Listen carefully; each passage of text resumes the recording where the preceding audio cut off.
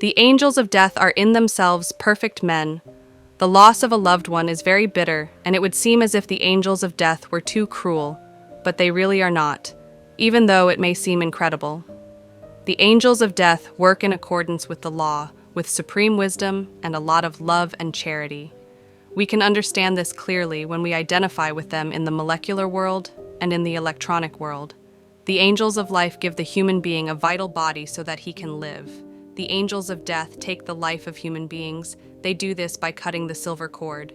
This cord corresponds to the umbilical cord and is sevenfold in its internal intimate constitution. The angels of life connect the molecular body of the disembodied with the zoosperm.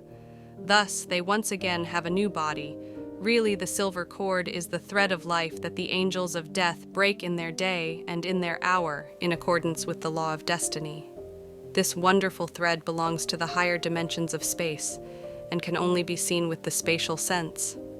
The dying often see the angel of death as a rather horrible, spectral, skeletal figure. What really happens is that he puts on the suit that corresponds to his job.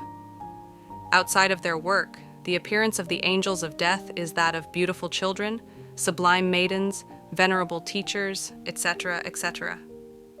The angels of death are staggered in the form of hierarchies. Among them there are degrees and degrees, scales and scales, etc. The angels of death have their temples in the molecular world. They also have their scales, palaces, and libraries. There, in the immensity of the great ocean of life, there is a funeral palace where one of the main geniuses of death has his abode.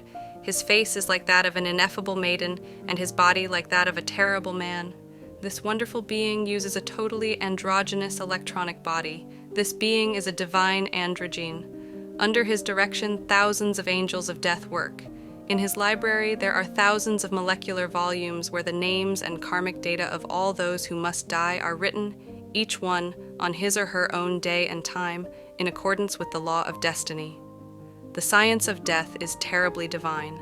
Let us remember that the cellular world is the physical world, Euclid's three-dimensional reality, the fourth dimension is atomic, the fifth dimension is molecular, and the sixth dimension is the electronic region.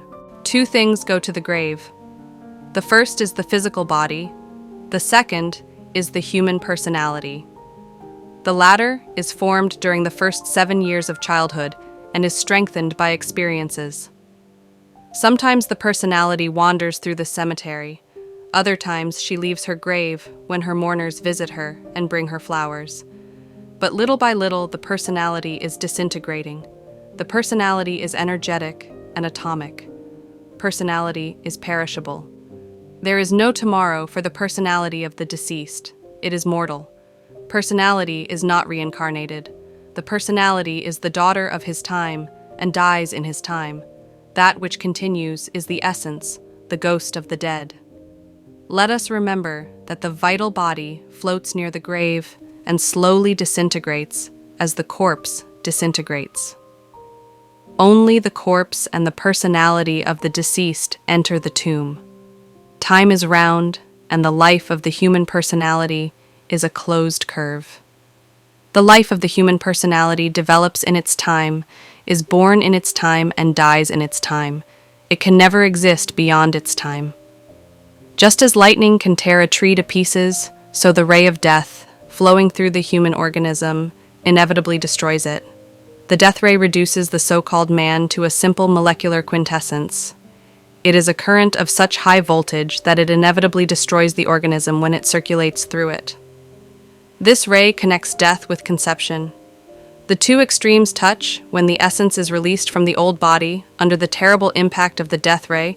A tremendous electrical tension is produced at a keynote, the axiomatic result of which is the movement and combination of the genes determining the future physical body. Leave a comment. I already subscribed to the channel.